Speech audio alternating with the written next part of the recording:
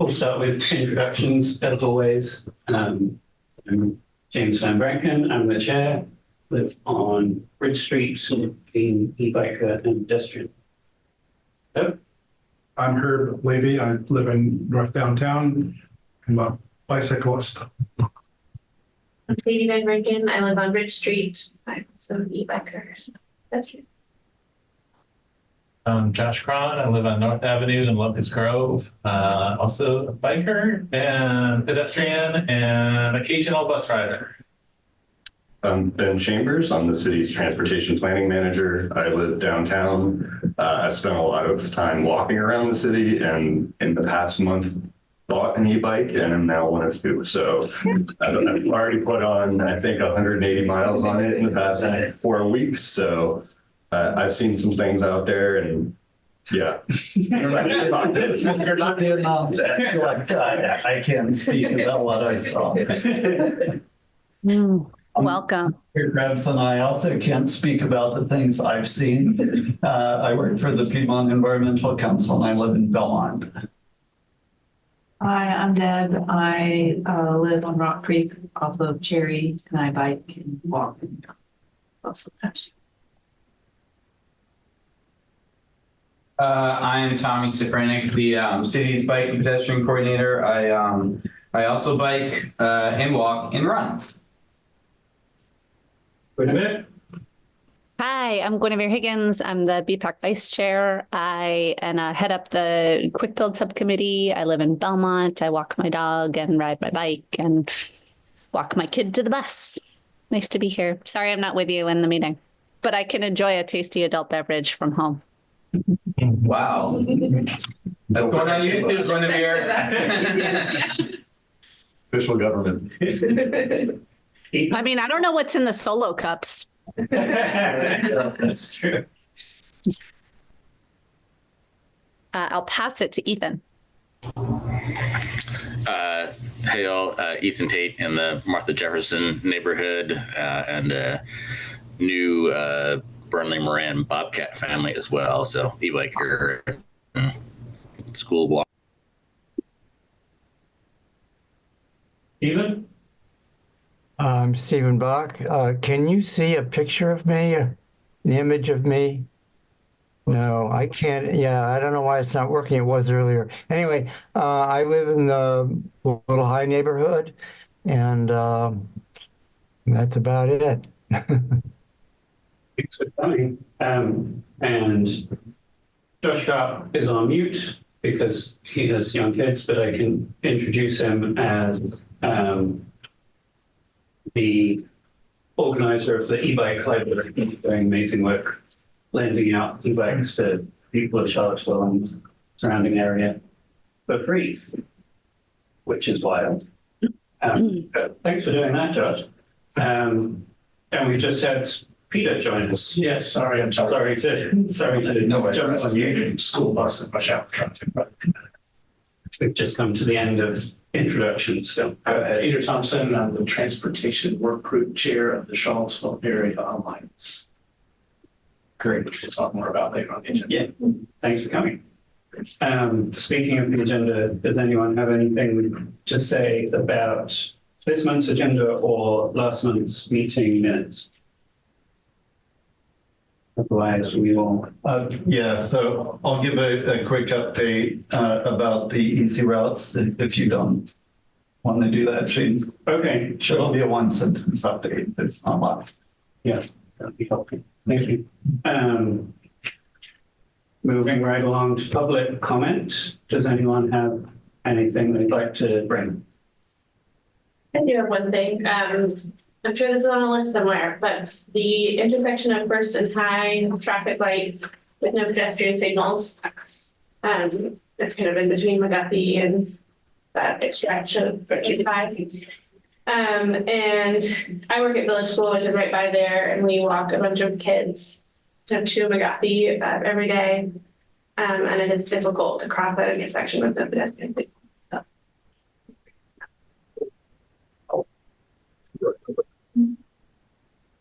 So there are crosswalks, right? There are Crosswalks, but no ends. Cool. Thank you. Very helpful. Anyone else for public comments? I have a question for Ben, but I don't know if this is the right place to ask it, but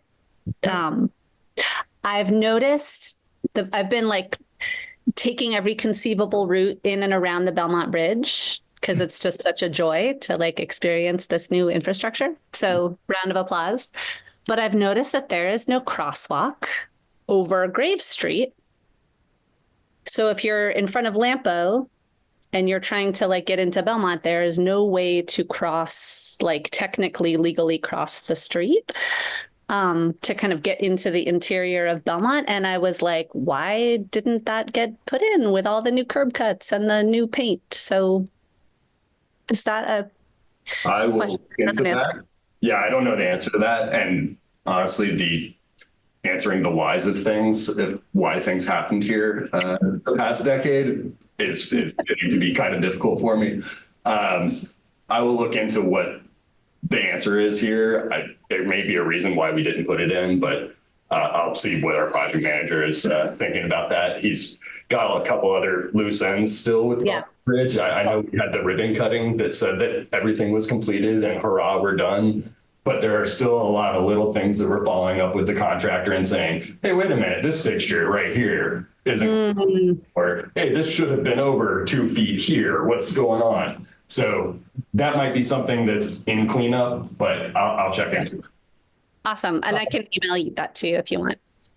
I can just provide a little bit of history. There is a lot of discussion about this, and the Bike Ped Committee was quite unhappy that there was not a crosswalk there, and there was back and forth with, I can't remember who it was, arguing against it, and I think it had to do with the proximity of that location with Garrett Street and the traffic light. But the bike ped concerns basically of the committee lost the argument, and that's why it's that way now. So that's I can't give you more details, but that there was a lot of discussion about it, and we lobbied for it, but we lost.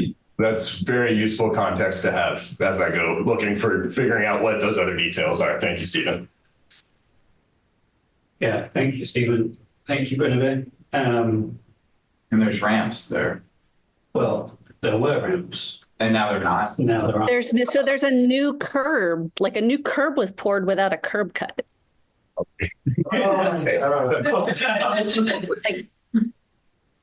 right. Yeah.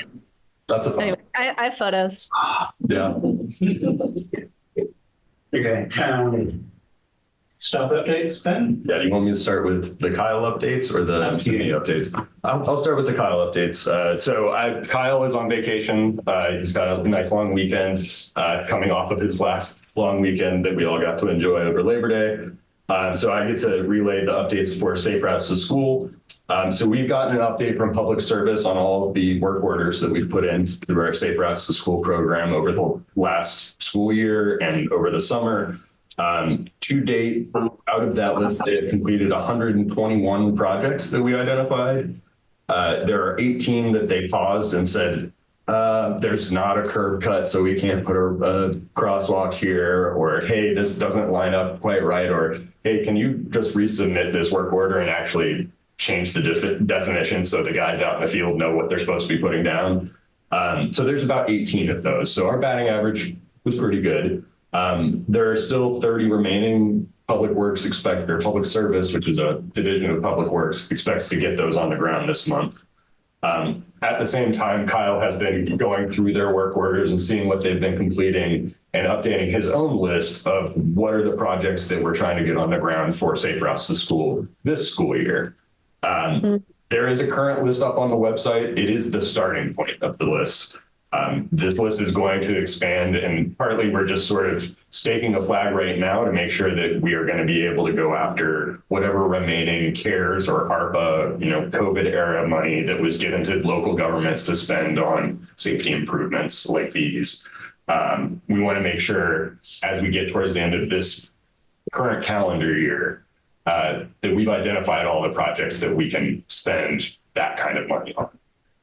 The reason that that's important is if you don't identify your projects by the end of this year, you don't get to spend money on it. And you have to spend that money by the end of 2026. So you have to identify everything you're going to spend money on by the end of this year, spend it by the end of 2026, which tends to be pretty easy for us with our Safe Routes to School, like paint and plastic kind of projects. So we have an opportunity to expand the list that you will see online. It's online at the city schools website /transportation.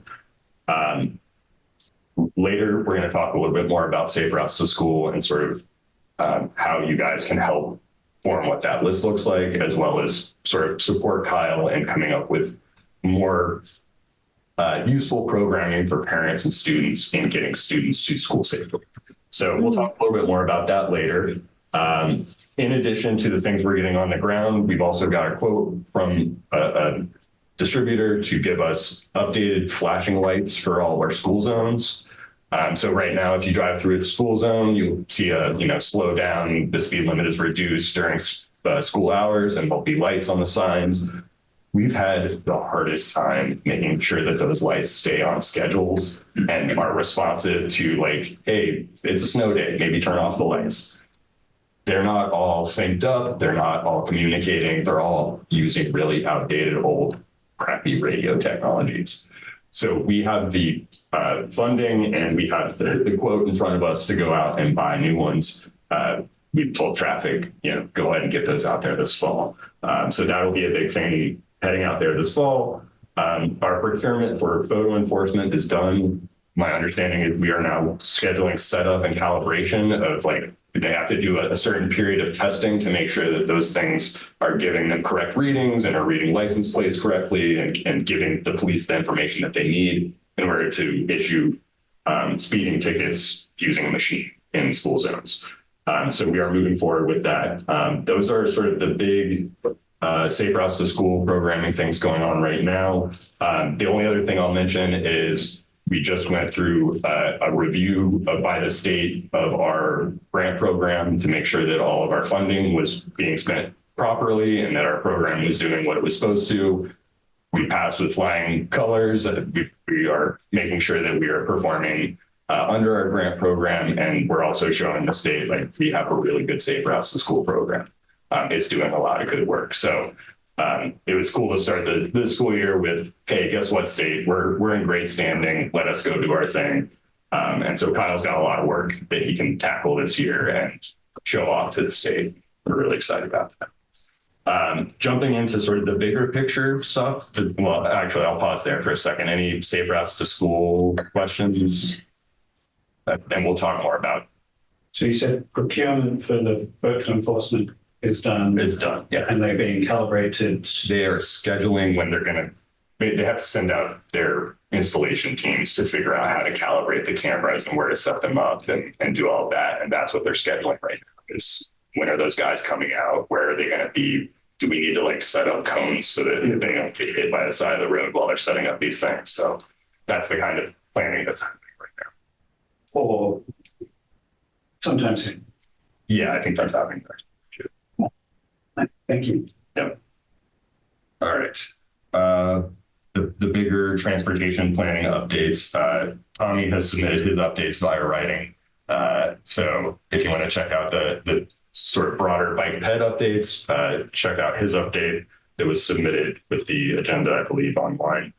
But for the broader transportation planning effort that the city is doing, so the biggest, the most fun piece of news, I think, is that we got our Safe Streets for All grant in.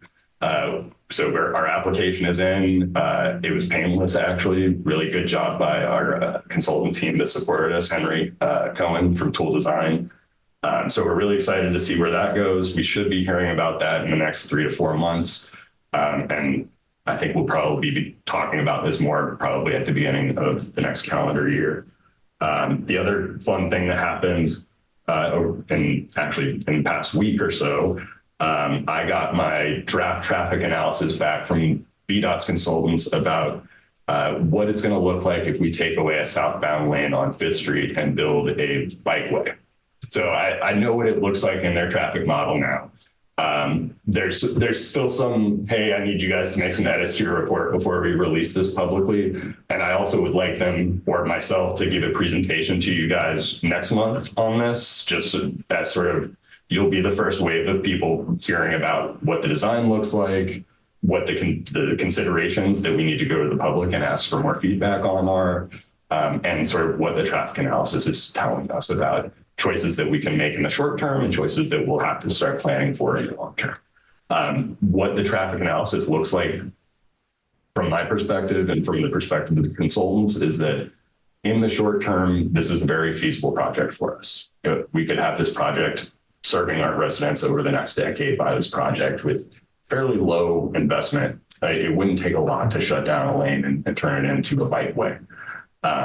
In the long term, we will start to see some traffic impacts.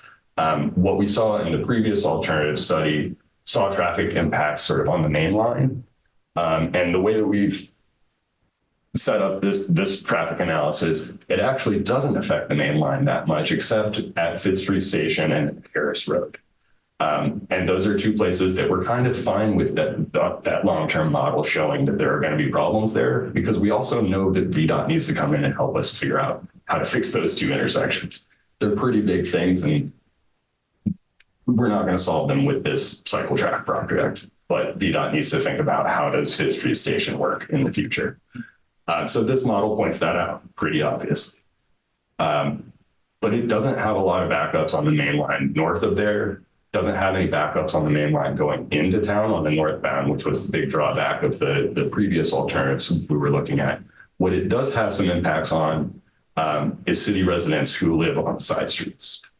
It becomes harder in the long term. You get shorter breaks in traffic, and so it's harder to turn in and out of those side streets. So you wait for longer. In the short term, those extended waits aren't that bad. I mean, you got to wait 30 to 40 seconds to turn left from Bailey Road onto the 5th Street. That's, yeah, okay. That's kind of par for the course, not too absurd. But in the future, when we're talking about you can be sitting there for 4 minutes, then we need to start talking about some design considerations and things that we need to build into sort of the long-term vision. But the positive news out of this traffic analysis is in the short term, we can put the facilities there, and there is a way to do that pretty affordably. So I'm really excited to keep moving forward with that. I want to polish their sort of conclusions a little bit, because I don't think they really hammered home that last point of this is possible quite enough in their report. When I was talking to them as sort of the follow-on, like talking to the consultants, they were very much like, yes, this is exactly what we wanted to show. It's possible. And I was like, your report doesn't say that, guys. Like, please patch that up before I send that out to the public. So that's what we're working on right now. I'll be back to you guys next month to talk more about that. I'm very excited to see this project move forward, and also really excited that this is a VDOT thing. Like, we don't get a lot of VDOT coming into our backyard and saying, what can we do to make biking and walking super great in the city and make sure that it doesn't really impact any of the traffic? They have been great on this and ponied up the money for it. So that's also been great. Do you see Ethan's question about that? How hard would that barrier be in the pilot feet exposed alligator mode? Yeah, that was something that I asked them to also refine in their description of the design. In their report, they just sort of say reflectors and a buffer. And I was like, all right, let's talk about armadillos. Let's talk about, if we can just put down those like parking barriers, those little concrete strip parking barriers, like rubberized curbing, something. So they know to go back and sort of start pricing that out of more than just plastic posts, more than just paint. We're talking about something semi-hard. We're not talking about, Belmont Bridge, we're going to do pavement, but we're going to put something down there that's going to be a deflector that's harder than just plastic. Move Safely Blue Ridge is something I wanted to bring up. That is the region's safety action plan that's going on right now. They did a large amount of public outreach sort of in the summer and during the spring. They had a big survey where you could go online and point out all these safety issues around the whole region, not just the city. And now they've been going through all of their data and figuring out where are the concerns, where are sort of the hot spots. And the consultant group has been going to each location and doing hours of on the ground looking at these spots and taking photos and figuring out, like, are there bigger things at play here that are systematic, or is it just like a small thing that we could fix at an intersection? And they're trying to come up with what are sort of the priorities of needs that need to be addressed here and how do we wrap our minds around that. So they are working through a lot of that. They're also doing a lot of boots on the ground stuff right now. Once they come out of that, they're going to start talking about what are the solutions that people in this region are interested in. And what are sort of not just specific solutions, but brands of solutions like bike head focused kind of things. That is going to be an opportunity that I think BPAC really needs to get heavily engaged with, is this next round of public engagement, which will be happening, I believe, in October, maybe late September, but definitely October. That is an opportunity because we are starting to get sort of to defining what are the conclusions and recommendations out of this study. And when it comes to questions like Herb had this past month of what do we do with this crazy slip lane that's at this major intersection that we need to be able to get across? Well, that's a very expensive question. And I need the federal government, I need the state government, and I need local, both Charlottesville and Albemarle, to help me answer that question and how we're going to pay to fix it. And the pathway to get there is through this study, because the federal money is tied to this study. So I highly recommend we get involved through this study as much as we can as a DPAC, as individuals and as a group moving forward. And I will make sure that y'all are up to date with all of the opportunities to do so. So that's Move Safely Blue Ridge. Move Safely Blue Ridge is the current. Okay. Just put a link, hyperlink in the meeting minutes. The other element with Move Safely Blue Ridge is that the city has built in to its contract and to it, the grant that we got from the federal government to do this study, that the city gets to do a charrette and a demonstration project. There is I think it's about $80,000 set aside to do a project at an intersection at a specific location and just figure out if certain traffic interventions will work. It's similar to what we're trying to do on a grander scale with our neighborhood grant application that we put in at the end of last month, but at a specific sort of big location. East High Street in Mead has been one location that we've kicked around. If there are other locations, they're definitely looking for feedback on that. Right now they're trying to figure out, is the charrette going to figure out which location, or is the charrette just going to be focused on doing the design work? So they're trying to design how the charrette will work. And once that's scheduled and we have an idea of how it's going to work, I will definitely bring that to you guys, because you are key stakeholders who need to be at that. We need folks like y'all who are thinking about the design implications on bikes and pedestrians on our corridors. And this is the group that naturally does that. So I'll let you guys know when that's happening. That's going to be a big deal. I think we'll probably see whatever the demo project is go on the ground in the spring. So that's sort of the timeline of when we're looking. The demo project that comes out of the charrette. So the thing that we say, this is what we want to do here and test and put on the ground and spend that $60,000 to $80,000 on, that would go on the ground in the spring. So that's sort of, think of that timeline, think of areas where we could put that money. Right now, the city has looked at Mead, East High, Mead, Stewart, that little triangle as sort of a hotspot of confusion and difficulty for navigating for bikes and pedestrians, that we could maybe do something with that amount of money. So If you can think of other locations, pass them along to me. I'd be happy to start thinking through what that might look like. Putting this just. Sorry, can I ask a quick question? Yeah. Does I presume that the location would have to be one of the locations that was identified in the data gathering? Yeah, ideally it would be along one of those corridors or intersections that was identified either through their quantitative analysis of safety issues throughout the city and throughout the region, or supported by the public survey response. Yeah. So Cool. I would nominate Fifth and Cherry if it's hopefully it's on that list. That is one that they had on their list. Absolutely. Yeah. They did come and do a site visit in the city earlier this week, or was it? Yeah, it was this week. It was Tuesday. And that was one of the locations they went to. They also went to, the one I mentioned on East High. There were a couple locations that popped up in their analysis that we were like, yeah, don't go out to hydraulic. There's kind of a project happening there already. Like, that doesn't seem like a good use of your time. But there were a few other locations like that we were like, yeah, definitely go to Fifth Street Station. Check it out. It's a problem.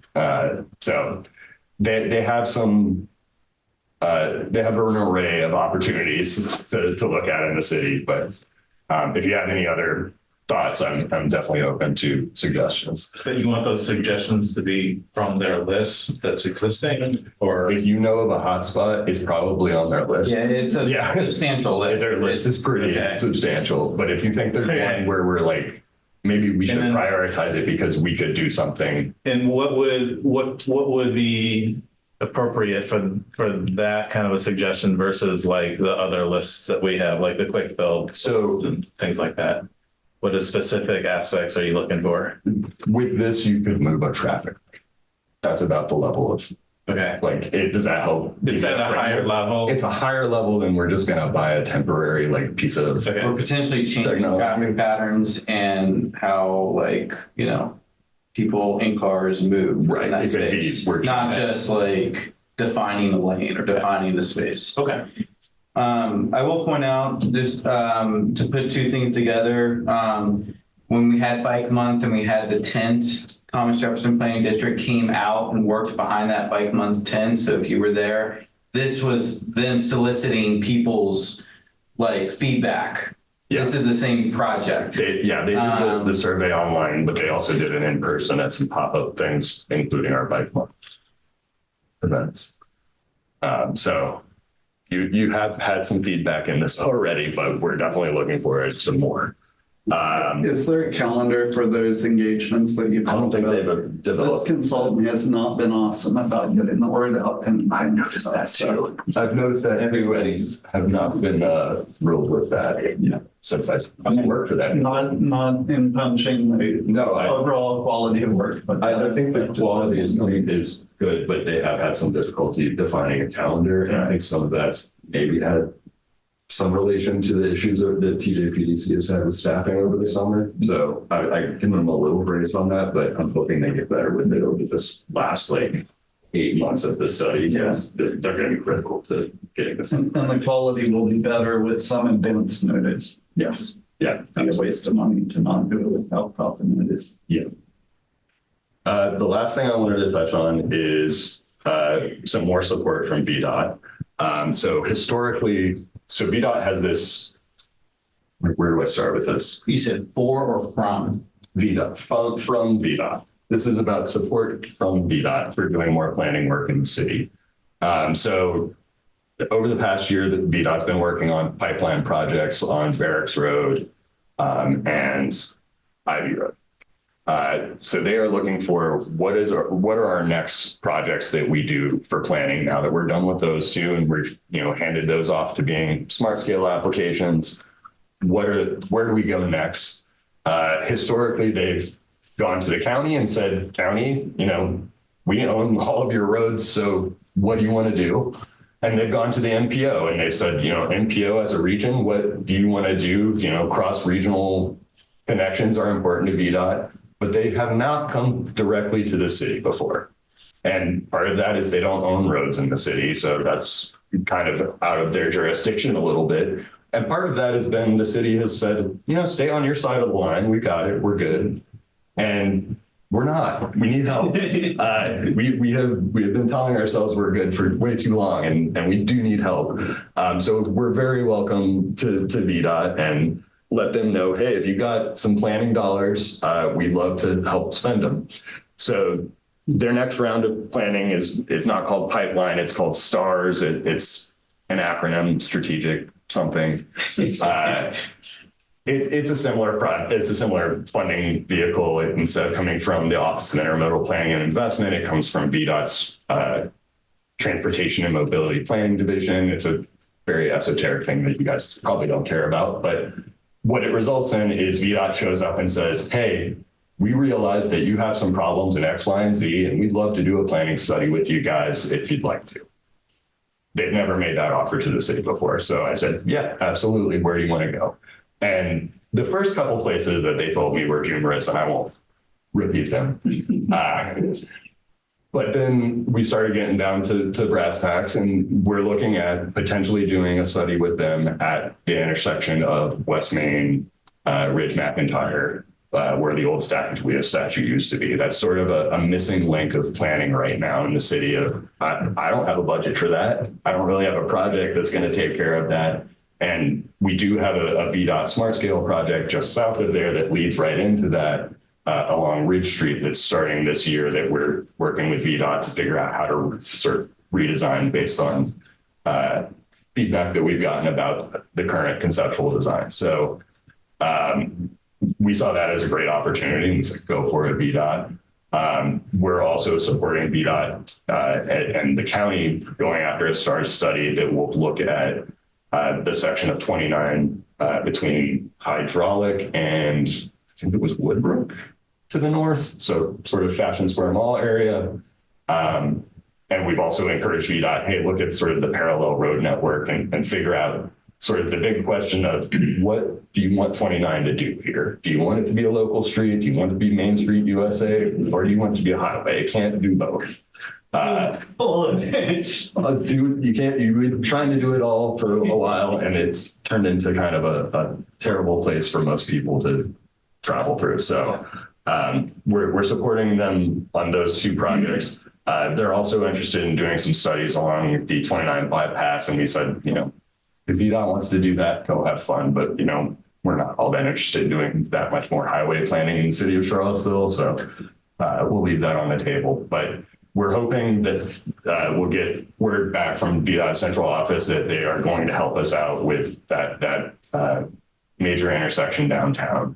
So that's positive news that we're moving forward with. We've also been exploring with them sort of upcoming grant opportunities for revenue sharing and their transportation alternatives program and figuring out, can we get VDOT dollars and VDOT support and potentially VDOT administration to get some of our tier 2 and tier 3 sidewalk priorities completed. These are the ones that we know we can maybe do some of the planning work up front to explore how we build these sidewalks, but we know we don't have the funding to construct them or do the major engineering and design work. So we're looking to VDOT to partner with. And so we're over the next month going to be talking to them about what projects make sense for their TAP program, what makes sense for revenue sharing. Do we as the city have capacity to actually carry out those projects, or are they complicated enough that we want to bring in VDOT as a partner to carry out either some element of the planning work, the engineering work, or the construction work, or just tackle it all for us? Because at the end of the day, whether it's me doing it or them doing it, as long as it's something that we all agree is serving the citizens of Charlottesville, I don't really care who stamps the document at the end of the day. So that's where we're at with VDOT. It's kind of weird to have this great relationship with VDOT, between VDOT and the city. So I think you're going to hear more about sort of how that relationship is evolving and how we're figuring out how to move some things forward. So more news to come on that in October. And I think that's all I got, James. Does anyone have any questions for Ben or for Tommy about his written updates? guess this is where Easy Roots was buried, so would this be the appropriate place? Yeah, Peter, could you give your quick update? Yeah, the quick update is that we have sort of two next steps. We have a work next step and we have an admin next step. Easy Roots has has grown actually into like having a bike Seville presence, a central presence on the web that would be just a go-to spot where Easy Routes and programs and schedule stuff. The grant that we had received, we were trying to figure out how to solve it. This is the process part. So PC will run this grant. And what I need to make that happen is just a statement of work and a budget. So that'll be the next piece. We've had trouble getting a meeting together for people due to scheduling. So I think this next round of work might just happen asynchronously. If you're not already working on that and you're interested in doing so, let James or me know. So, okay, so I'm adding her to our distribution list. And we already have Tommy. Yeah, Peter, you're writing a scope We are for, writing a paragraph scope of work describing what the grant will be used for. Okay. In a budget. because I'm working on an RFP to hire the graphic designer for the website, Okay. as discussed, right? So yeah, so So we need to name that activity within the. you're working on a scope for the grant. I'm just saying that's what we need to do. I haven't done any. Right. I guess I'm trying to, because I guess I don't remember, I'm not remembering this part of the project. So wait, the RFP for the website would be a city issued RFP that the city would then pay the contractor. Yeah, that's what we had discussed. Yeah. Awesome. Okay, so we could pull that out of the grant application. You were in this meeting, right? We were. No, I don't think so. No, yeah, he was. Because we were talking about Bike Arlington. He was sitting right here. Yes, you are. Right, but like, okay. Yeah. Okay. Well, all this seems fine. I just feel like maybe we, for some reason, wires got crossed a little bit. So I want to make sure that our wires are Right. hooked up right now. Good. Okay, cool. And it's gonna happen asynchronously and you'll be in the Yeah. conversation. No, this actually sounds perfect. In fact, do you have the bandwidth to work on that scope, like in the near future? Yeah, I mean, I can just put 3 sentences together and we can. Send those 3 sentences to me and I'll use it for the RFP. So everything works together. Yeah. Okay. Cool. All right. So, okay, so how about you, Guinevere, you've been interested in the past? Okay, I will add you on that. So I will say, on the easy routes to get everyone up to speed, this has been something that came out of the Active Mobility Summit. We have somebody willing to donate money as is, but we're going to need more. And hopefully this turns into like infrastructure, like navigation through our community as well. But if you go and look at the routes that we solicited from folks, I think we need to redo some of the routes. And the first process in that is like go scout them out, which Ben has been doing, and he has a lot of notes with his new e-bike. There are some places not so easy on some of those routes. And those easy routes are still spaghetti, and us presenting a spaghetti of options is no longer an easy route. So it needs to be easy to navigate, but it also needs to be easily comprehensible that this will get me from where I'm always going to where I'm always trying to go. So after Lucaville, Easy. Sometimes you have to get from here to there, you've got a spot that it's going to be complicated or heavily trafficked or unsafe. So we give them the easiest where there's missing. Yep. and you know the way we're hopefully going to set this up is going to be able to communicate that in an easy way, right? So But after Loop de Ville, I'm hoping to like maybe get groups of people together that can scout these routes out together. And that way we can like kind of do some quality control on these routes before we put them out to the public and tell people to use them. So I'd love to just ride those routes and just Right. give me an excuse to explore places. an excuse to explore, but also like Ben provided a lot of good information like that I hadn't had a chance to really look through or ride yet, but it just confirmed the need that we get the eyes on these routes in real time, real weather, real traffic before we put them out there. So October. Since we're now at the scheduled end of Kyle's safe routes section, and he's not here, how do you think he would feel if we moved that to next month?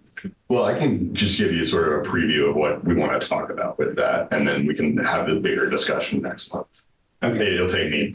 quick preview, and Josh asked about the status of the West Main Bikeway. We are wrapping up our first batch of tier 1 sidewalk designs. Once we have the funding identified and hand those off to Public Works to do, Tommy's next job is getting that project started. Okay. So we're at capacity workload wise. As soon as we have an opening, that's the next thing on the to-do list. Thank you. Yeah, so that'll be a fun thing for us to tackle this fall, winter. And I will say, since this is up, that if you go and look at my updates, that like that's where the West Main bike counter fits in, is to look at adding a permanent bike counter on West Main as part of that project. Yep. Because I know Steven was specifically interested in that update. Thank you. Yep. Thank you. Okay, so So preview of Kyle's. the quick preview of Kyle's Safe Routes to School request is Kyle needs some help with Safe Routes to School and is looking for advice of some sort of subcommittee. So is hoping that a Safe Routes subcommittee will be formed to give him similar advice to what the Quick Build subcommittee gives to us on our neighborhood transportation improvement program. He has over the past few years been identifying hundreds of little improvements that he could be making with Safe Routes to School funding. He wants to take advantage of the fact that you guys know a lot of the city a lot better than he does, and wants to take that wisdom and pull it into this Safe Routes list. In the fall, that's going to mean looking at, sort of the stuff we've always been doing Safe Routes to School with, because there's an opportunity to pull from that same funding source, the CARES, the ARPA, that COVID era money. In the spring and leading into the future, the availability of that money is sort of dwindling away. And we're going to need to start focusing on where can we spend neighborhood transportation improvement money. So the quick build money that we're talking about in the quick build subcommittee is also going to need to be spent towards Safe Routes to School projects. So, figuring out the balance between those two subcommittees and how they want to spend that funding. Also, we have an opportunity to spend bike infrastructure funding on focusing around schools. So we're going to be looking at where can we be spending some of that. Geographically, the other change that we want to make this school year is not just focusing in the school walk zones, but also looking at areas around major school bus stops around the city. There are a lot of kids who live in neighborhoods that they're never going to walk to school because they live so far away that they need to take a bus. There's no kid that's really walking to school from the Meadows. It's a difficult neighborhood to get from. But there are a lot of kids riding the bus from that Ricky and Angus Road stop and Ricky and Wayne and Cedar Hill and Angus. Those are 3 huge bus stops. We don't have any Safe Routes to School funding going into that neighborhood. And that's a change that we're looking to make. And changing that focus of Safe Routes to School means we've got to branch beyond the school borders. And that's kind of where Kyle's expertise has been focused for the past 5 years or so. So he needs a little help with that. The other thing he needs help with is not just infrastructure, but programming. He's trying to set up this year with the schools sort of a menu of these are the services that the city is offering you as part of the Safe Routes to School program. He'd also like to have that menu be available for sort of PTOs for a Safe Routes to School subcommittee of what sort of ideas do you guys have cooking that you want to push through the Safe Routes to School program that could be implemented to making kids safer getting to school. So he's looking for some feedback on building that menu of different options of kinds of work that he could be doing so that he can make his system a little more programmatic.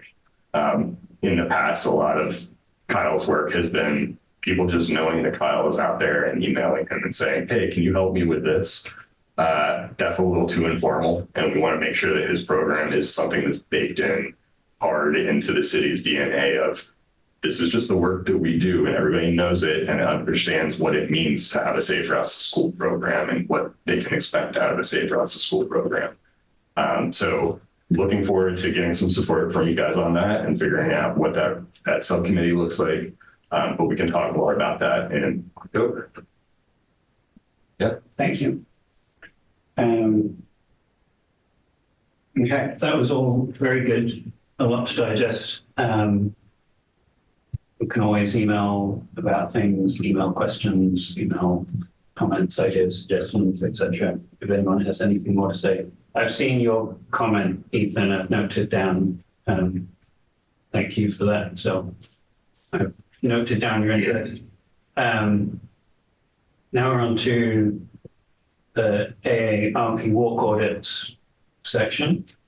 Peter is here to talk about. Do you want to? Thank you for finding time. Obviously, there's a lot going on to discuss. I appreciate you finding time on the agenda for us to share a little bit about what we did and for us to hear what thoughts you all have about how we can keep the concept of walk audits viable and living in our community.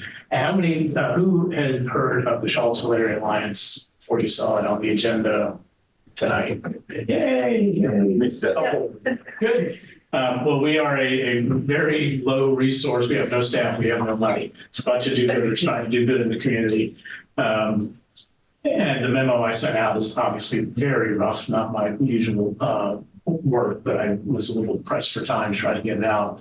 But I do want to just briefly introduce a little bit more about CAA because we are a resource for people in the community who are also trying to do good work. The concept of age-friendly, and curb cuts are a perfectly good example of it. Yes, they're particularly friendly to people in walkers and wheelchairs, but they're friendly to anybody who has mobility issues, sight impaired, pushing children in a stroller, whatever it may be. And there's billions of those examples, but it's not just about 65 and 85-year-olds. It's really about an age-friendly community. And we did, the city of Charlottesville and Albemarle County did officially join the AARP Age-Friendly Network. Kathy Dimmick, who was then with the city, was very active with CAA at the time, did all the application work. The city council and the county board had to officially vote to say that we are committed to the dimensions of an age-friendly network. And we picked AARP because they worked with the World Health Organization. So it's a very data-driven, holistic approach to what an age-friendly community is. It's not just on healthcare, but it really is all the components of an age-friendly community. And the built environment and infrastructure is a huge component of that, as you all know. But we're cooking, in addition to city and county, and this is a lot of the other folks, a lot of who you would think would be involved in this. But it is a lot of the other folks like the health district and the planning district and legal aid, a lot of other people who are not focused solely on older adults that are looking at building a better community. I've been involved since the start. I've been chairing the transportation work group for the last 3 years. We do have 3 goals that are listed there. I won't go over those again. But we also dabble in a lot of other things outside of those 3 core goals. And one of the benefits of being part of AARP, we looked at a lot of other models out there when we were forming, but being part of the AARP Age-Friendly Network, AARP, you may not have any opinion on, or you may not feel really high on some of their policy issues.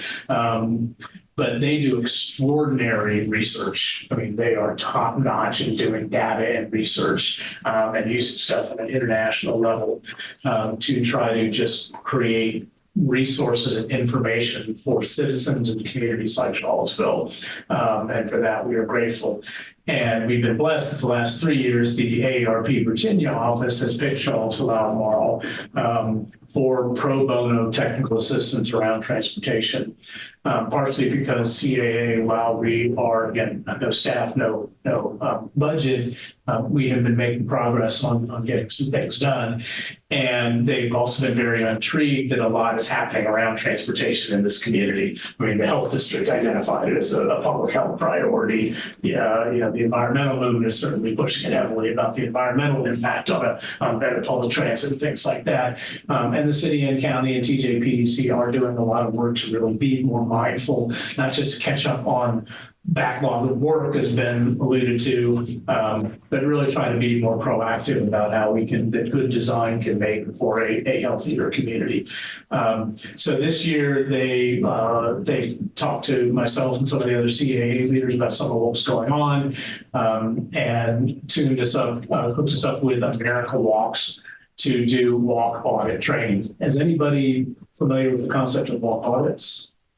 I hope some at least. Yeah, that's right. I mean, it's pretty straightforward. It's, you go out and walk a street or a block or a neighborhood and identify, what's working, what's not, what can be done to make it better.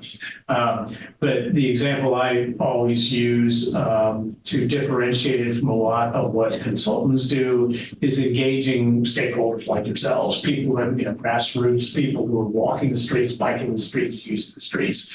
And I was embarrassed to even, acknowledge myself. I was on the Albemarle County Community Advisory Committee for the Rio Road 29, I don't know what it was called, Rio Road 29 area when I worked at Senate Belvedere for 3 years, representing that area. And, the county did a big study on East Rio Road from the city line all the way to Pud Pud. And they stopped at Pud Pud because there's a whole separate Rio intersection, small area plan. And the consultant came and did this, long presentation and showed all the different things they'd seen when they walked the neighborhood and whatnot. But it was the consultant by themselves doing it. They didn't engage anybody in the community. And it didn't occur to our community advisory committee to ask, why aren't we, at the table more? So the idea of these walk audits is to really not just use these toolkits, but really to engage people in the ways that you all have been talking about tonight. And a big part of it was not just to do the walk audit training in and of itself in the day, although we did feel there was a lot of wins out of that.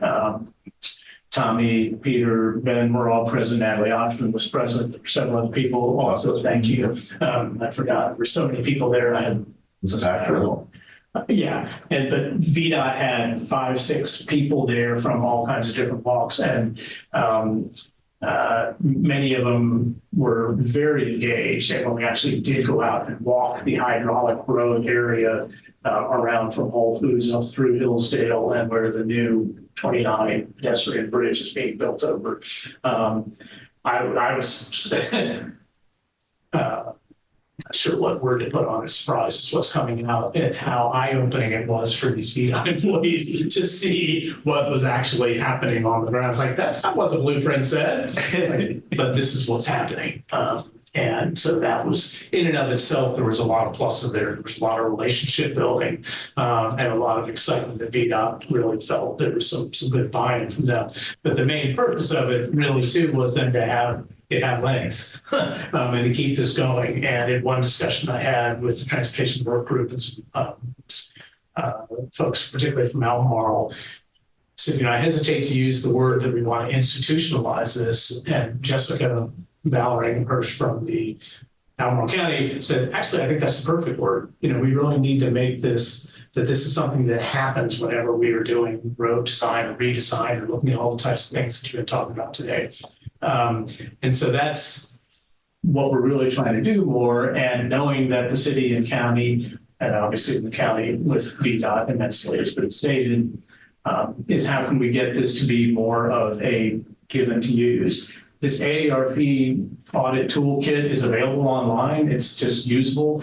I am not I was a nonprofit executive and before that a restaurant manager. I'm not a transportation planner, not an engineer. I'm not a policy wonk. But this stuff is designed for anybody to use. You pick up and the tools are just very, very straightforward, about how to make a map. And there's little checklists about, the sidewalk is separated from the street by a barrier buffer. Yes, no other.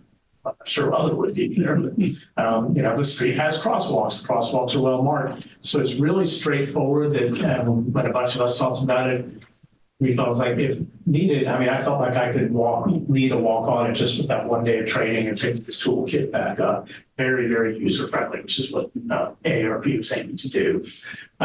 So at least my memory was, and I can't remember whether it was because we've had talked with James, with Tommy, and others, I thought I understood that there was a subcommittee around walk safety, and there's from this group. If so, that may be the place it goes. Although it is more than just walk safety. It really is, of course, it's bike and rolling. Peter will tell you that the joys of learning how pushing oneself in a wheelchair on Hillsdale Drive, if you drive through there, it doesn't feel very hilly by our standards, but pushing yourself up in a wheelchair was it may have been ADA rule, but for those who deal with ADA at all, ADA is very insufficient for a lot of things. It's a minimum. It really does not cover it at the level a lot of analysis may think. But we want to be able to work with the city and county and be a resource to try to keep this idea alive, train other people to do it, let a few of us be happy to lead walk audits, whatever it may be. Part of what CAA is about is a lot of what has just been taught, just like connecting the dots and being it's like, wait a minute, now we're doing that. How can we be coordinating with things? CAA was never formed to be another group, to come to city council and ask for grant funding to do things. Not that that doesn't need to be done, but we really want to work with the city and county elected officials, staff, and stakeholders, advocates like you all, the citizens here, to try to work with you to advocate with you about what you were trying to accomplish. Advocacy is a big part of our role. Honestly, we have not done it as well as I would have liked over the years. There's a lot of reasons for that, not the least of which has been it's a little bit crazy the last couple of years. And there's been a lot of other things, particularly in the city, that have taken priority that, just a few, like stabilizing staff and things like that. So, and that little COVID thing. But we've got our feet under ourselves better and are really moving forward and really want to work with you all and others. So rather than doing more reporting, I really also just want to give opportunity for questions or comments or ideas of how we can work together, what other groups that we ought to be aware of that might be interested in helping with walk audits, what success we may, how we can work together, any barriers to success to try to get this more institutionalized and used on a regular basis at the when we're doing the type of design work and everything and all the different easy access, safe streets, safe schools, all that. Floor is open for questions, comments, so we can keep this going. Peter, would you or Jessica say that you're trying to get this institutionalized within the city and county governments, or does that go beyond? It would be, and once again, the county working that much more with VDOT, of course, as mentioned. But yes, trying to get it that it becomes a given that when somebody is talking about, I'll pick the Ridge Main intersection needs to be looked at. It's like, well, let's use this AARP toolkit and make sure that we have some stakeholders that use that area, walk it, bike it, roll through it, et cetera, and make sure we kind of look at all this and be able to use this toolkit to report it. That's a given. And that ultimately to me would kind of be the vision that people don't have to be reminded, that you don't have to think about it, but that anybody's thinking, oh, we need to just use this simple tool and pick it up at any stage of. Can I even go one step further and say that institutionalized with the city, county, state, parentheses, VDOT planners? And then I know that we're going to talk about more, but I just want to try to capture that one little thought. Yeah, I think that's fair. Okay. Yeah. Meaning, one implication is it should be a part of the project schedule. So you mentioned the Sacagawea intersection. If the city's looking at doing a Preston Avenue small area plan, eventually multiple walk dockets for that, but certainly one. Whereas if this were a VDOT run project, there probably wouldn't be. There'd be a design public hearing and that would be it. It would be a very stale public outreach process. And this is a tool for doing both public outreach and data collection and sort of just community building all at the same time. It's very useful. So the county's got the 250-20 project right now. That one really should have a walk on it, but instead. Yeah. Mm-hmm. And again, it's less I'm thinking what that doesn't, but I also I worked at the Center of Bellevue, formerly the Senior Center for 24 years. And when we were on then Pepsi Place and the Hillsdale Road project came through, I was on that committee and we must have had 30, 40 meetings over the years, picking the location, We always sat inside the senior center or the Pepsi conference room. We never went out and walked that road. No. And I look back and go, that was stupid. Why did we not go out and experience the road? It's just not done. And it's not that hard to do it. So it doesn't take more time. It's just using some time instead of sitting in a conference room, getting out on the street and seeing it. So there are two places where I think this is really applicable, especially for this group. So as you mentioned, there is a subcommittee that deals with, we call it the Quick Build Subcommittee. They're supposed to be going out and figuring out how do we spend our neighborhood transportation capital dollars. We have a capital investment or a CIP fund that gets $100,000 put into it every year for sort of quick improvements that we can put out. And so we've pulled together this subcommittee to tell me and Tommy, where should we put some of these things?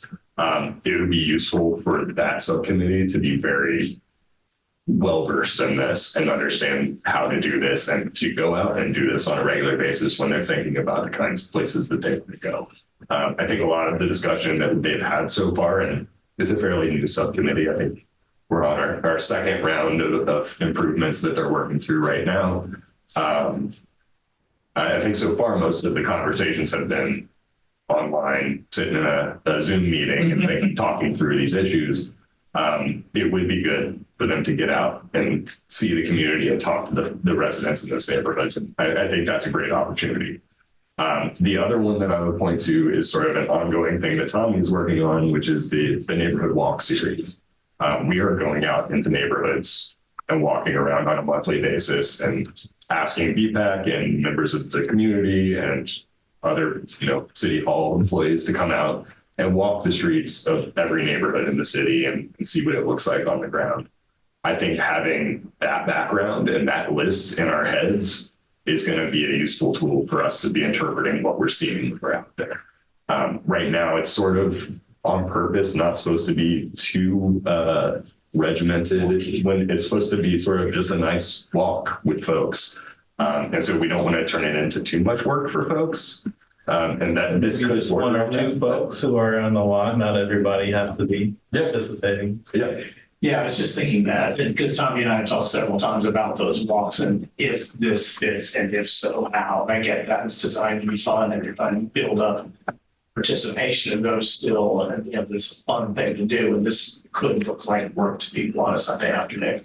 But it doesn't mean there couldn't be 2 or 3 people that are also trying to use the toolkit, fill things out, listen to what people are saying, because that's a lot of what I did even on the walk-on that we did in June was more listening to what other people were experiencing other than Tommy's ears about a few things on the Hillsdale design that 10 years later still wasn't that great piece of this.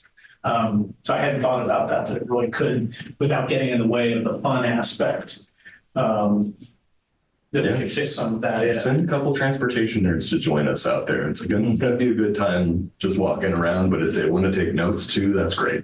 We've encouraged folks to take notes on the walks. We haven't really gotten so many back because most people just want to walk. But if there's somebody who's going into the walk knowing I'm here to do an audit, but I'm also going to walk with some community members and sort of check in on what they're saying, that seems like well, they also want us to take the notes. They want to talk and then we take the notes. That's not a criticism, but like what might be kind of cool, and I just thought about this, is like after the walks, if the folks live there, hand them the checklist and say, hey, next time you're out and about, see if you can do a checklist, give it back to us. I will say one more thing, and then I'll keep my mouth quiet.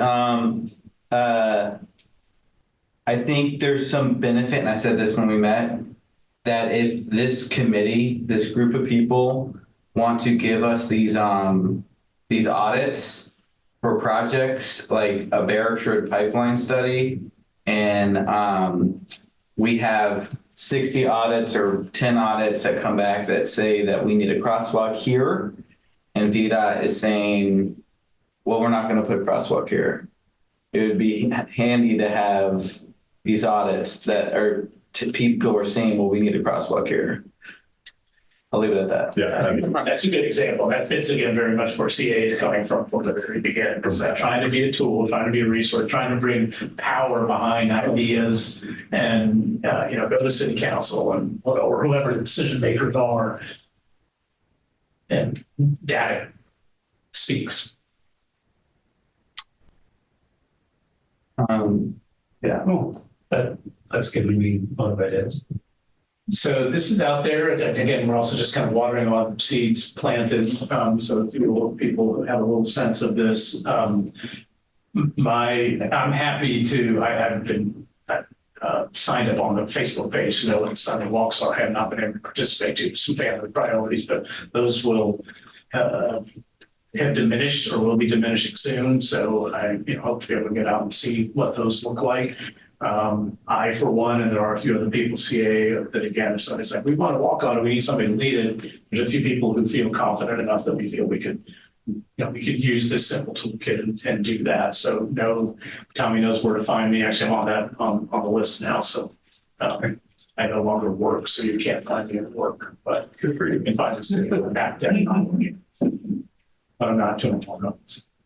So again, thanks for the time. Look forward to continue to find ways we can work together with you all and other people in the community to build a more walking friendly, biking friendly, bus friendly community. I'm sure that somebody said this, but this is an open committee, so don't be a stranger. Thank you. I am on the list now. So I will probably attend virtually a little bit more often because I do live out in Ivy, but I will definitely keep an eye on what's going on. You can be able to see the minutes of different things like that. So thank you for that. Peter, I saw in it was somewhere in the document that you attached, something about impact hosting an event about how to use transit. Yeah, so that's coming up too, just to note, and that's Impact, not to be confused with the local Impact congregation group. Okay. Impact is a nonprofit consulting out of Minnesota, I believe. That's why it's like, I'm not seeing this on their website. Yeah, no, so this is a different group, and It used to be called something else.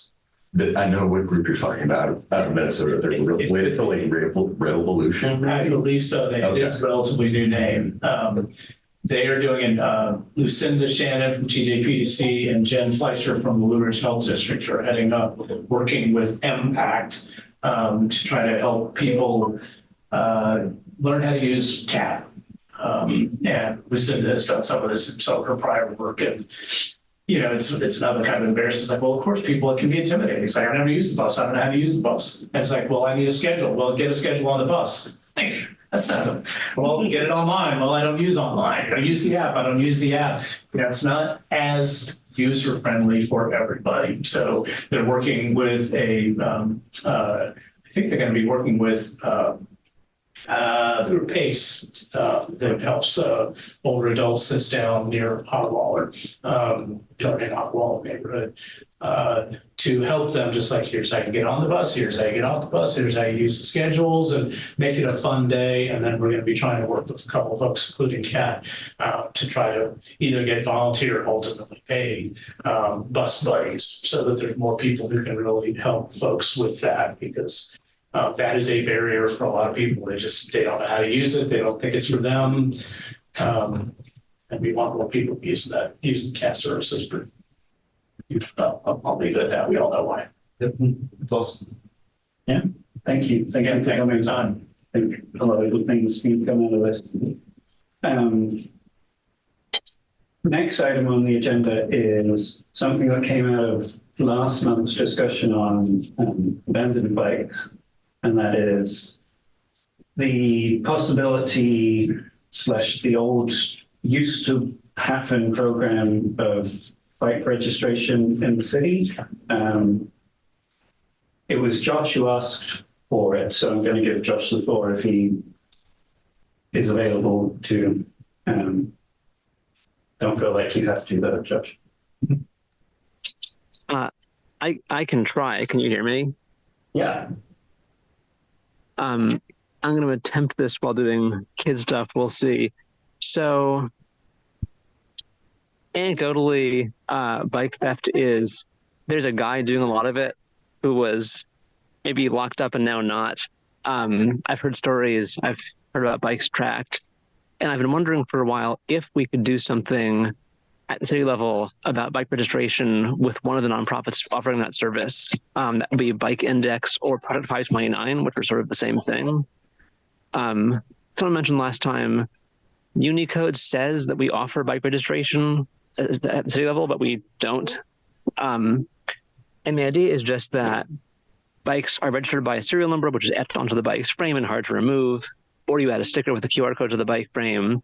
And if you then go buy a used bike, you might check that serial number or QR code against the registry and find, hey, this bike is stolen, I better not buy it, or buy it and give it back to the owner or something like that.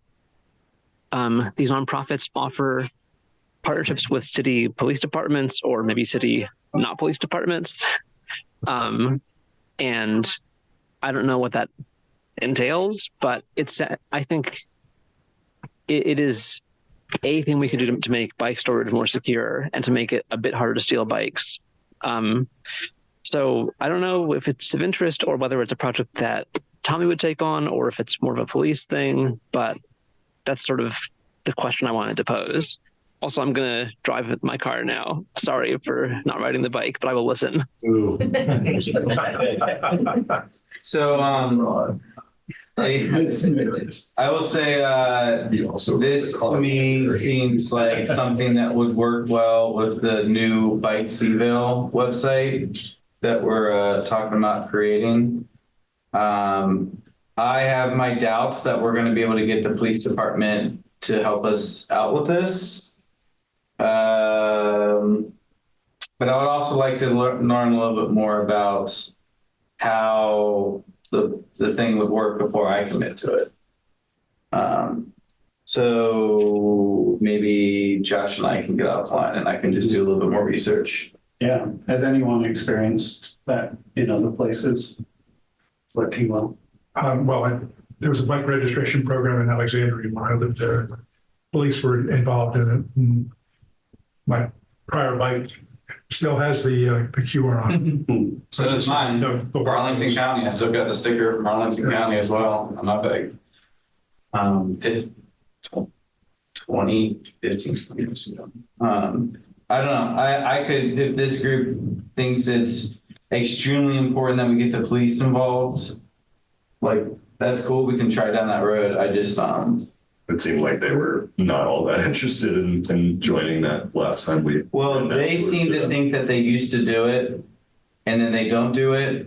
And then I indicated that our city code says the fire department does it and they were unaware of that. Yeah. So that's where we're at with their knowledge of bike registration. Police department's taking a posture that they don't respond to non-emergency items at the moment. So this would be low down on their priorities. Yeah, and I'm having a hard time right now just having them look at the abandoned bike SOP. So I'm gonna have to like get somebody else to tell them to respond to my phone calls. So it's gonna be, I'm just gonna have a hard time getting them, because I don't even know who they are over there, to be interested in working with me on this. To the extent that we can make a case that this makes it easier for them to deal with bikes that are stolen, because there are going to be bikes that get stolen, get reported, and become part of their caseload. Right. Yeah, I think that's right. From what I've heard anecdotally from people who've had bikes stolen, they're not helpful anyway. So I don't know that it's like a priority at all, period, end of story. Yeah, I think the conversation we need to have with PD is would having this registration list change that at all for them? Would it become easier for them to be helpful in that case? Because we have a registration, we have, some documentation of what bike we're looking for. Right. But we'll have to see what that conversation looks like. I don't know what to expect out of it, to be honest. Well, let me ask a question here. Ben and I try to broach this with them. At what point do we say we just want to move forward? Like, is there a month, 2 months, 5 months, 7 months? Or do we just cross that bridge later? And maybe depends on what the response is from the PD and how quickly they want to respond. And I think we have another way of getting there that we should explore. Yeah. At the end of the day, we can't do anything if they're not going to work with us at all. I mean, we can start collecting registrations and stuff. There's a lot beyond what the police. Well, there's also another thing right here. Isn't registration help with like insurance claims and like stuff like that? Like, so isn't there another benefit of registering these bikes that isn't like getting them back? I think those are typically like, register with the insurance company or with the brand. There's more research we need to do on this. Okay, more research. That's registered isn't just information that's local, it interfaces with a larger database of bike registrations. Right. So yeah, I mean, like I actually caught the thief of my bike and me knowing the serial number, I was like, no, right here on my phone. I have proof that bike you're on is my bike. End of discussion. It was over. Like I got my bike and walked away with it. You need something that's objective, and another tier of benefit would be you communicate it to all the bike shops or whatever, and next tier would be like I don't know, having someone patrol Facebook Marketplace looking for stuff that's reported on. Why don't we set it up, tell people to register, and then when your bike gets stolen, go hunt it down, show those bad guys you have proof. Put an APB for a red Schwinn. Sounds like there's more work to be doing on this one. But the police's ability to do anything is as limited as their willingness to do anything. Well, so, and hopefully that's only one aspect of the benefits of what we're trying to do here. And potentially we don't need to hang our hat on the police. Right. So what if the bike shops could be the place where bikes get registered? There is a challenge with there only being 3 of them. Yeah, I mean, there's like quite a few more bikes that get purchased in Charlottesville or in our community that's not Charlottesville. I say we keep this as like maybe an ongoing, this and maybe the abandoned bike SOP as a kind of an ongoing thing and see if we have any updates from our side as we. Ongoing update, and if at some point we should pull it and put it on the agenda, let me know. We can, if it needs to be discussed further.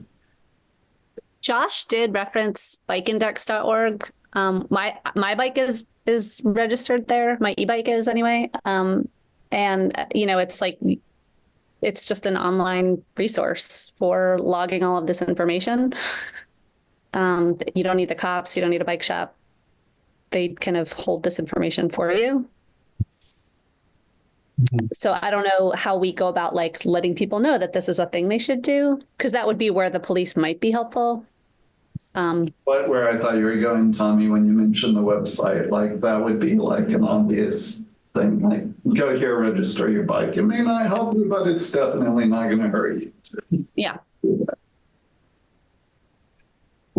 Cool.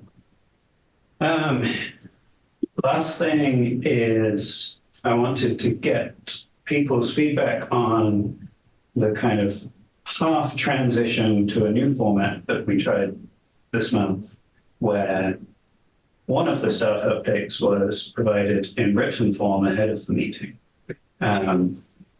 This was an idea that was designed to leave more space in the meeting for things that can only be done during the meeting and things that we need people in the room where we can be contributing more.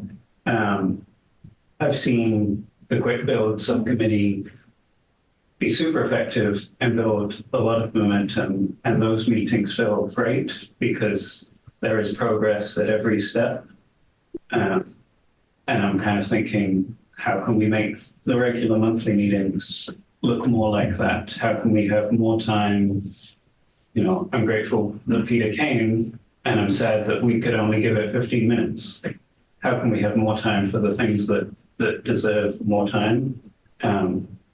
And so my idea for that was to have all three of the staff updates that we've had be provided ahead of time in written format, and there would be a short section of the meeting where people who have read those before coming could ask questions, ask for clarifications.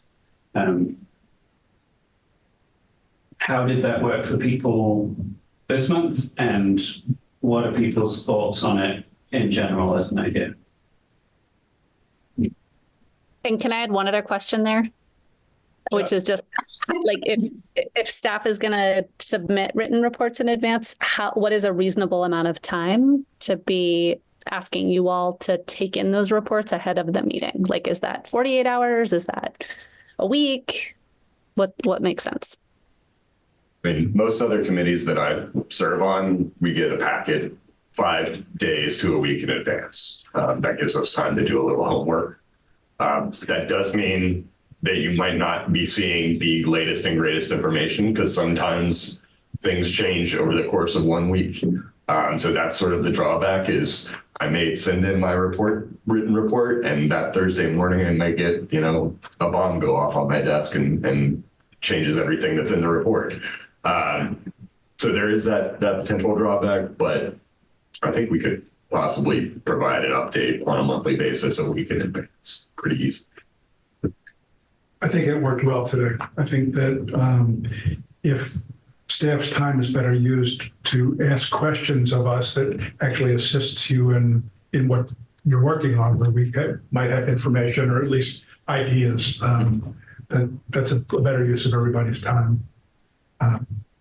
I'm also mindful that from time to time, it's useful to get positive feedback. Attaboys are worth something, and we have an excellent staff here that deserves a lot of attaboys. And where there are females on the staff, I'd say attagirls as well. Or whatever. Yeah, I think it's a good idea, and so I'd proceed with it. Thank you. Yeah, I'd also say it's super helpful as long as it's not like an additional unnecessary burden on city staff, because I want to be mindful of all of the other reports that I'm sure y'all have to do, and it's useful for us. But in the broader universe you're working in, I'm not sure how good of a use of your time it is, and it's really for you to tell us. But I found it helpful for what it's worth. I think that we can figure out a format that makes it simple enough for us to report on a few things that are just like regular things we need to give updates on.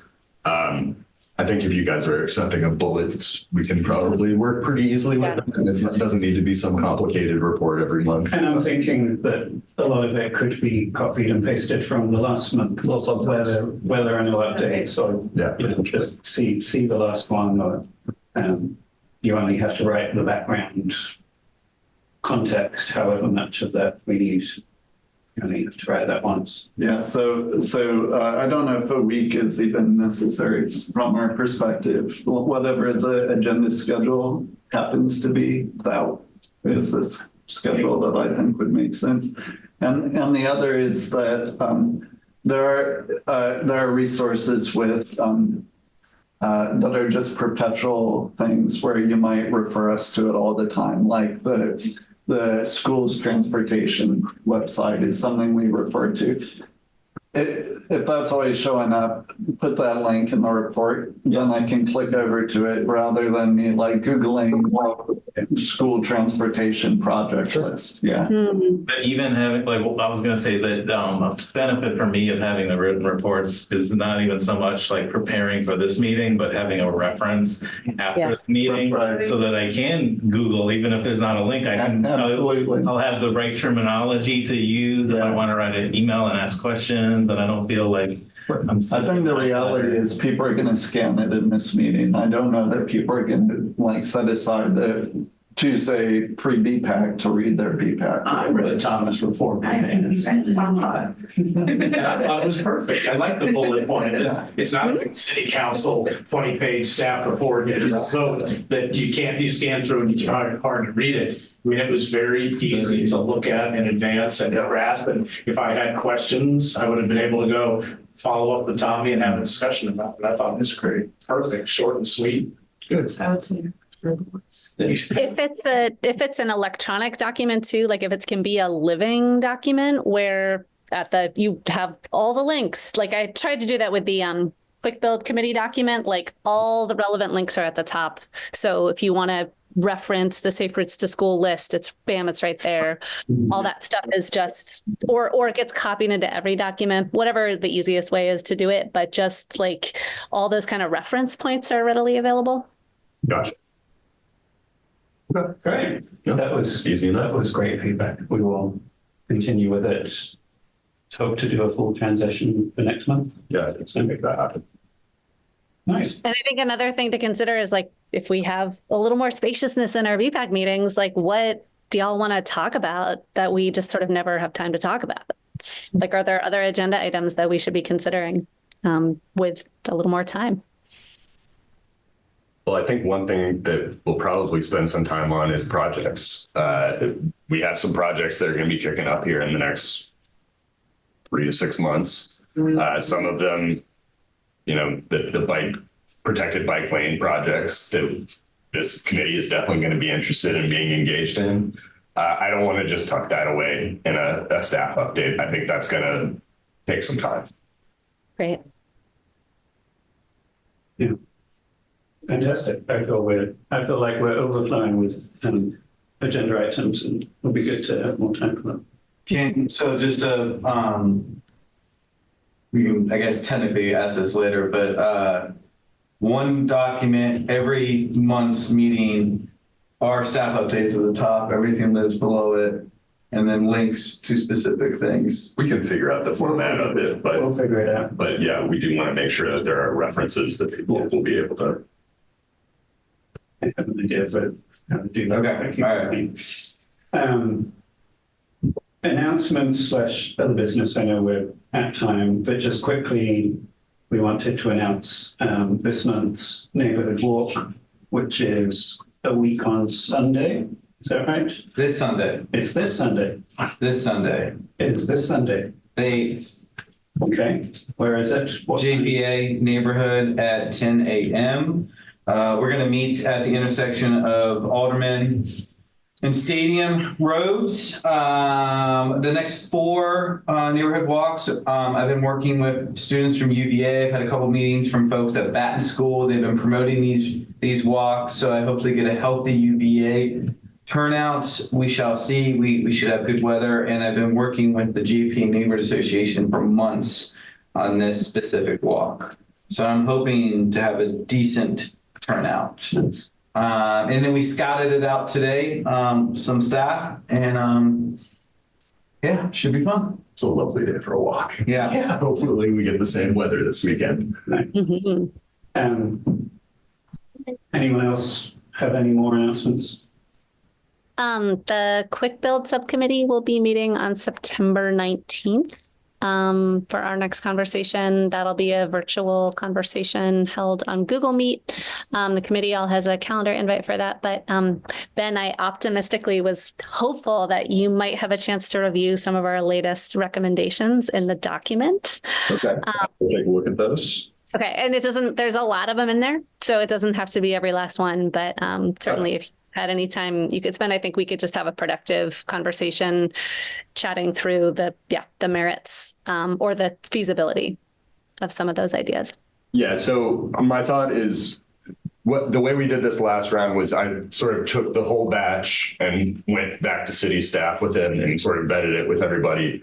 Do you want me to be able to do that by that 19th? Is that what you're asking for? Well, again, I was like, this is very optimistic. Certainly knowing that you just got back from vacation and are probably still catching up. So if that was like doable, great. If not, maybe we walk through things together and you can just tell us what you think is worthy of bringing to city staff. Let me take a first pass at it and see if I find anything that I just need to tell you straight up. It's not going to pass, but or tweak before we bring it in, because exactly. I think that would be beneficial. Okay, I'll take a look. I'll have time over the next week or two to do that. Thank you. Yep. Thank you. And sorry to say one beat more on that. We're going to meet every third Thursday going forward through the fall. And if it's reasonable to bring some of this quick build committee discussion to the full BPAC meeting the first Thursday, I think that's a great use of time. If that, it's not like everyone signed up to be on this committee. So if folks disagree with that, that's fine. But I think we're kind of eager to get others' input and have it be a broader conversation. So thank you. Atta girl.